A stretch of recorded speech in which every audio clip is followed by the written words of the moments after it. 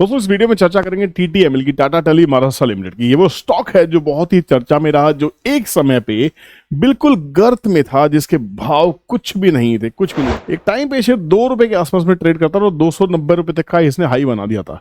इतना speculative share Tata group की company, क्या इसमें अभी बाय करना चाहिए? पूरा टेक्निकल रहेगा, कंप्लीट टेक्निकल, कोई बाइंग सेलिंग एडवाइस नहीं। इसके फंडामेंटल्स देखने की कोशिश करते हैं एक बार के लिए कि फंडामेंटल्स क्या कहते हैं। फंडामेंटल्स कहते हैं कि अभी भी कमी है इसके अंदर में, अभी भी ये कंपनी लॉस कर रही है। कंपनी हालांकि प्रॉफिट कर रही है, ऑपरेटिंग प्रॉफिट अगर देखें तो कहीं ना कहीं 40% के आसपास का प्रॉफिट मार्जिन, जो बहुत ही अच्छा होता है। क्वार्टर ऑन क्वार्टर प्रॉफिट भी है 130 करोड़ के आसपास में। जो बट प्रॉब्लम है इसमें इंटरेस्ट कॉस्ट की।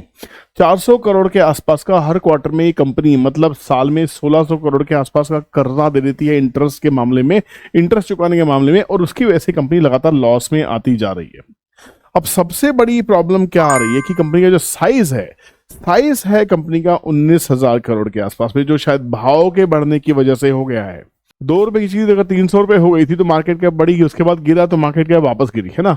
तो यहाँ पे जो कर्जे हैं वो इसके मार्केट कैप से ज्यादा है, इसलिए टीटीएमएल को नहीं खरीदना चाहिए कि वो टाटा ग्रुप की कंपनी है, शायद कुछ बवाल होने वाला है। हो सकता है हो, अगर नहीं हुआ तो ये शेयर खराब भी हो सकता है। 2 रुपए की चीज अगर 300 रुपए हो सकती है और वो 100 रुपए में धक्के खा रही है, तो कुछ ना कुछ तो प्रॉब्लम है, कुछ ना कुछ तो लिटिगेशन है, कुछ ना कुछ तो इश्यूज हैं, है ना।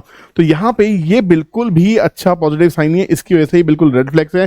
कंपनी कोई भी रिटर्न ऑन इक्विटी जनरेट नहीं कर पा रही है, कैपिटल एम्प्लॉयड से 39% निकालती है, बट सारा का सारा पैसा चला जाता है कर्जे चुकाने में। इंटरेस्ट कॉस्ट में 400 करोड़ बहुत बड़ी बात होती है, एक बड़े ग्रुप की कंपनी है, हालांकि टेलीकॉम प्रोवाइडर है। अब इसमें जो प्रेजेंस है वो इसकी महाराष्ट्र के आसपास, महाराष्ट्र गोवा में इसकी प्रेजेंस है, बाकी और नहीं है। हालांकि पैन इंडिया में इसने काम किया है, ऐसी बात नहीं है।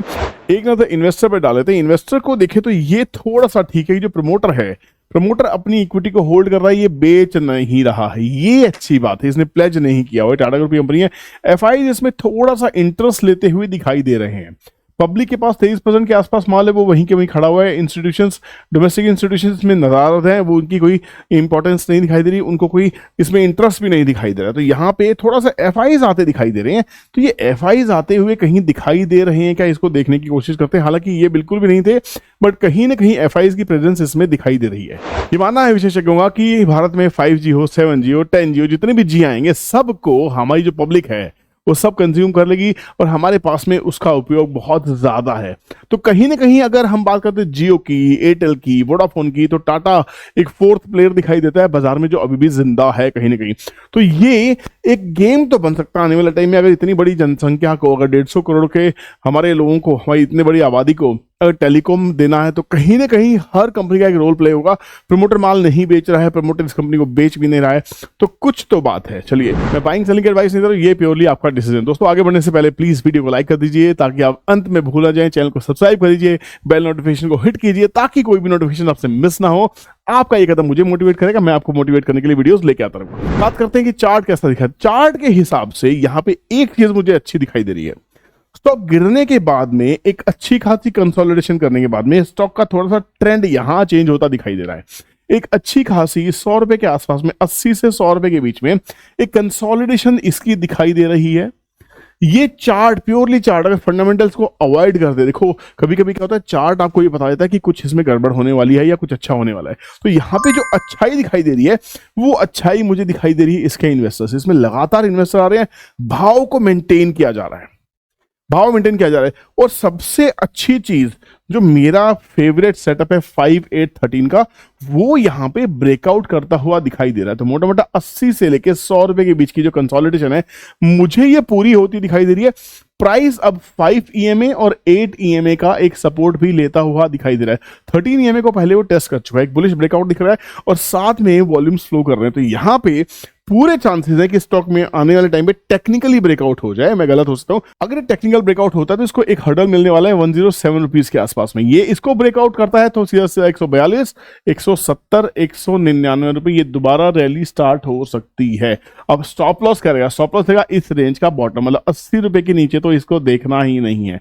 जो लोग भी स्विंग ट्रेडिंग करना चाहते हैं, आप बोलेंगे यार 100 रुपए के नीचे 80 रुपए का स्टॉप लॉस, भाई क्या करें, चार्ट कह रहा है, मैं तो नहीं कह रहा हूं। अगर इसके ऊपर भागता तो ऊपर में रिस्क रिवार्ड रेशियो बहुत हाई है, रिस्क रेशियो बहुत ज्यादा हाई है, 1:2 का रिस्क कम से कम यहाँ दिखाई दे रहा है। तो मेरे हिसाब से अगर टेक्निकल ब्रेकआउट को देखा जाए तो यहाँ पे टेक्निकल ब्रेकआउट देखा जा सकता है। अगर इसको पूछना है, इसके लेवल्स देखने तो ट्रेंड ट्रेडिंग कैलकुलेटर से एक बार पूछ लेते हैं कि टीटीसी की रजा क्या है, टीटीसी क्या कहता है। यहाँ पे जाते हैं और डालते हैं हम टीटीएमएल डालेंगे, गो पे क्लिक करेंगे। This is my calculator available only on my website. तो यहाँ पे टीटीसी भी कहता है कि भैया 80 रुपए के ऊपर में जब इस स्टॉक ने चलना था तो कंसोलिडेशन था 90 और 100 का टारगेट आ गया।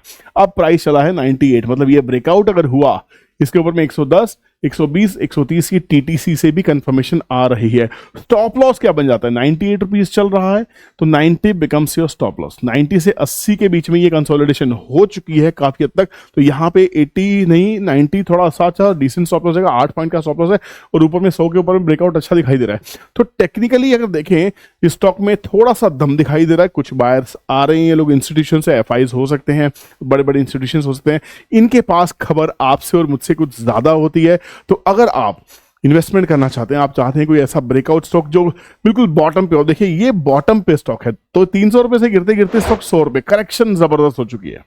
करेक्शन होने के बाद में एक चेंज ऑफ ट्रेंड दिखाई दे रहा है, चेंज ऑफ ट्रेंड के साथ में एक थोड़ा सा पैरेलल मूव दिखाई दे रही है, पैरेलल मूव के साथ साथ में कंसोलिडेशन पूरा होता हुआ दिखाई दे रहा है। तो कहीं ना कहीं और साथ में आपको दिखाई दे रही है वॉल्यूम्स। तो ये सारे फैक्टर्स हैं और स्ट्रेंथ भी थोड़ी सी आती हुई दिखाई दे रही है, स्ट्रेंथ भी आती हुई दिखाई दे रही है। तो यहाँ पे मेरे हिसाब से ये स्टॉक आपकी वॉच लिस्ट में टॉप पे होना चाहिए अगर आप टेलीकॉम के शेयर्स को ढूंढ रहे हैं। दोस्तों वीडियो पसंद आया तो वीडियो को लाइक करके ही आगे बढ़ेगा, एक कमेंट सेक्शन में कमेंट डाल दीजिएगा और वीडियो को शेयर करना मत भूलिएगा ताकि ये कंटेंट सब तक पहुंच सके जिनको इसकी जरूरत है। बहुत बहुत शुक्रिया वीडियो को देखने के लिए। मैं मिलता हूँ किसी नई इंटरेस्टिंग वीडियो में, तब तक के लिए keep learning, keep earning, take care, bye bye, जय हिंद।